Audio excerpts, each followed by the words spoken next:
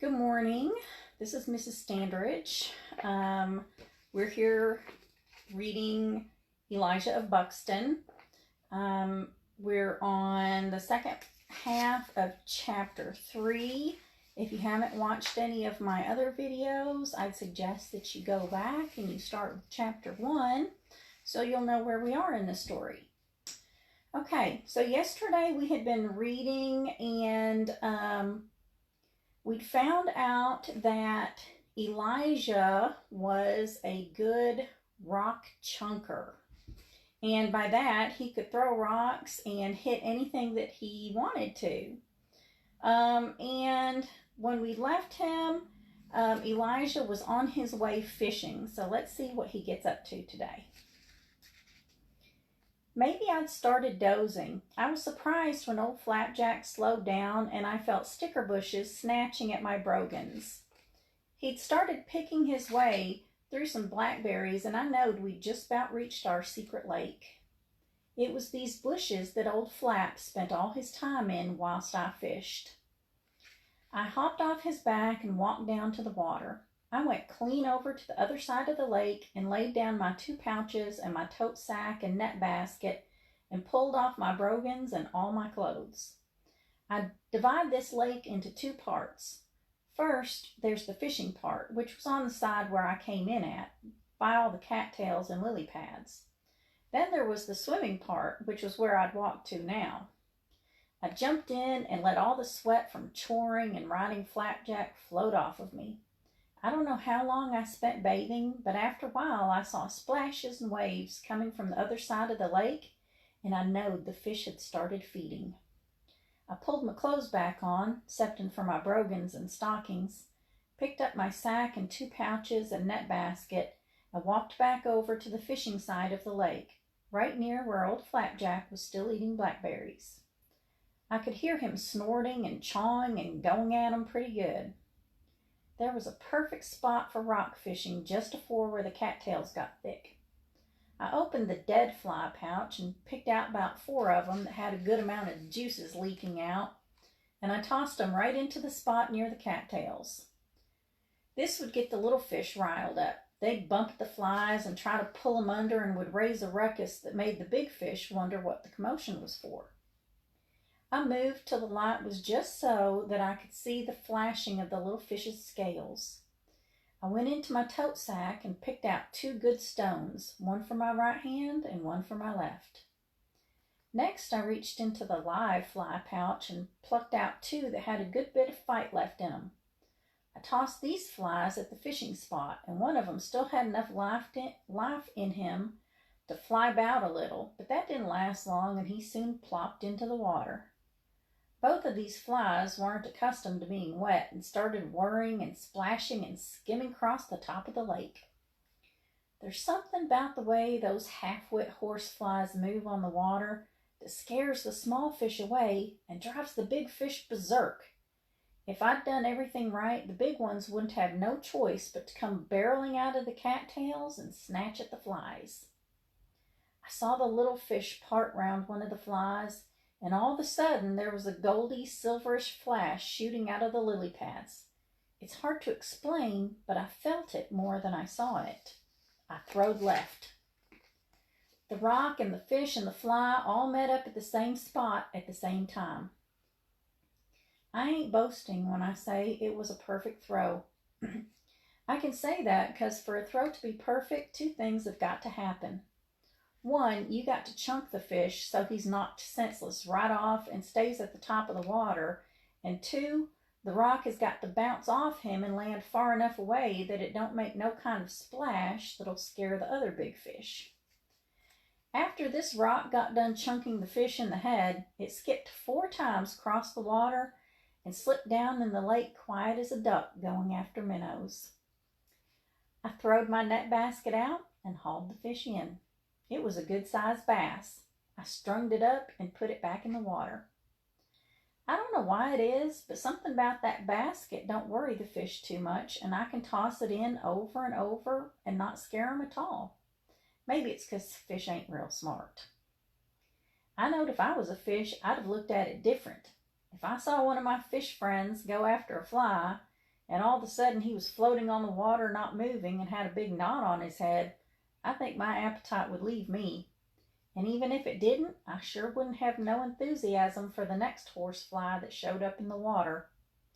I'd have been smart enough to put one and one together and would have choose something off the bottom of the lake for supper. But I suppose if you're partial to swallowing horseflies whole, it's a pretty good sign that smartness ain't one of the things you've been specially blessed with. I chunked 4 more big fish and missed on 2 when old Flapjack quit eating berries and gave a strange snort. I stopped moving and looked in his direction. From knowing this old mule, I knowed he'd seen something. Some folks have watchdogs. I got a watch mule. He started right back up with his blackberry eating sounds, but I knowed something weren't right. I could tell he'd seen someone and that it was someone he knowed. I looked real careful all along the blackberry bushes and the trees, but didn't see nothing. I waited and waited, then went back at the rock fishing. I missed 3 out of the next 5, and I knowed it's 'cause my mind was still wondering why old Flapjack made that sound. It seemed like if you weren't paying all your attention to rock fishing, you weren't going to be too good at it. I tried to quit fretting, but still missed on 2 of the next 5 stones I chunked. Then the fish quit biting. I had me 7 good bass and 3 big perch. I summed them up in my head as 4 for me and Ma and Pa, 2 for Mr. Leroy, 2 for Mr. Seggy, and 2 that I was hoping to swap with Mrs. Brown since I knowed she was baking today. That totaled up to 10. I emptied what was left of the dead flies in the water and emptied the live flies on a rock. If those flies ever did come round and got their senses back, it only was fair that their lives weren't all the way wasted and they'd have a chance to fly away. Then I thought about how pesty they are and what they eat. I changed my mind and brushed them all in the water. I gathered all my throwing stones in my pouch and started putting my brogans on when a man's voice boomed out from behind me. Now that was the most amazing thing I've ever seen. I whirled around and at the same time picked up a stone ready to chunk whoever it was that had snuck up on me. My left arm went back and the man raised his hands and said, "No, it's me." 'Twas the preacher. My breathing came back to me and I said, "I'm terrible sorry, sir. I weren't expecting no one to be out here." The preacher came out of the bushes and said, "How many of those fish did you stone like that, Elijah?" I pulled my string of fish out of the water and showed them to him. He said, "Sweet baby Jesus, the boy's out here fishing without line nor hook, knocking fish in the head with rocks." Well, that really does confirm it, Elijah. You've been given a rare gift from the Lord. I'm reminded of Mark chapter 6, verses 33 through 44, where Jesus fed 5,000 people with 5 loaves of bread and 2 fish. But instead of turning 2 fish into food for thousands, Elijah, you've turned stones into fish. Maybe turning water to wine is more impressive and practical, but what you've done is no mean feat either. The preacher put his hand on my forehead and said, "I've been thinking about how we can best use this gift, Elijah, and I think that we can do something with it to help the whole settlement. You do want to help the settlement, don't you?" This was strange talk for the preacher. He didn't live direct in the settlement. Him and a few other escaped people lived just outside our land because they didn't want to follow all the settlement's rules. I said, "Yes, sir, I want to help the settlement, but how?" The preacher said, "Now, don't you waste a moment thinking about it. All I needed to know was if you were willing to help, and now that I see that you're the fine Christian boy I thought you were, we'll work this out together." I said, "Yes, sir, but I was wondering." The preacher raised his hand and said, "You know what, Elijah? The Lord has revealed to me that since He has given you this gift, I should treat you with a little more respect. I should quit treating you like a child and start treating you like the man you truly are." Pa says when someone sweet talks you like this, you got to be real careful with the next words that come out of their mouth. He says the sweet talking is like a rattling snake's rattles. It's like you're getting a warning that you're about to get bit. The preacher said, "So I was wondering, since you're near full grown, maybe you'd like to come with me, Jan, and see if your eye is as good for shooting this pistol as it is for throwing stones? I haven't forgotten the promise I made to you a while back." The preacher pulled his jacket back and showed me his fancy pistol. Every thought I had about rattling snake words and sweet talking and bites flew away. Then I remembered what happened last time, and how when it came to my turn to shoot off the pistol, the preacher said he'd run out of bullets. I said, "You ain't funning me, sir. I'm really going to get to shoot it this time?" He looked like I'd hurt his feelings. He said, "Elijah, I'm talking to you man to man, and you have doubts?" I said, "No, sir, I just didn't think." The preacher said, "Good. Let's go on over to that clearing and do some target practicing." I said, "Yes, sir." As soon as I said it, I started thinking about things. Things like, what if old Flapjack didn't want to go no farther? And what would Ma and Pa say if they knowed I was shooting off the preacher's mystery pistol? And how was I going to explain to Ma why I was so late, why I was getting back so late? And folks were depending on me to bring them some fish. I told the preacher, "Sir, I don't think I can do it now. I got to get back. Ma's expecting me to bring some fish home for supper, and it's starting to get late." The preacher said, "You're right, Elijah. You're right, and that goes to prove my point about you being more man than child. What you've just done is show responsibility. We can shoot this gun on another day. Now you just go right ahead and take those fish back to your mama." The preacher waited a second, then said, "That seems like an awful lot of fish for 3 people. I was wondering, is your family going to eat all 10 of those fish?" "No, sir. Usually I give some to Mr. Seggy and some to Mr. Leroy." He said, "A fine Christian thing to do. Now, I was also wondering, Elijah, if you know anything about a word called tithing?" "Yes, sir. Mr. Travis taught us about that in Sabbath classes. It's giving 1/10 of your belongings and your works to the Lord." He said yes to the Lord through his servant here on earth. What do you suppose 1/10 of those fish is? 3? 4? The preacher might have thought he was the most educatedest man round Buxton, but it seemed like he was powerful bad at doing fractions. I told him, "No, sir, 1/10 of these fish is 1. The preacher said, "True, if you figure 1/10 by numbers, but I was thinking of figuring 1/10 by age. Let me hold on to both of those stringers for a minute."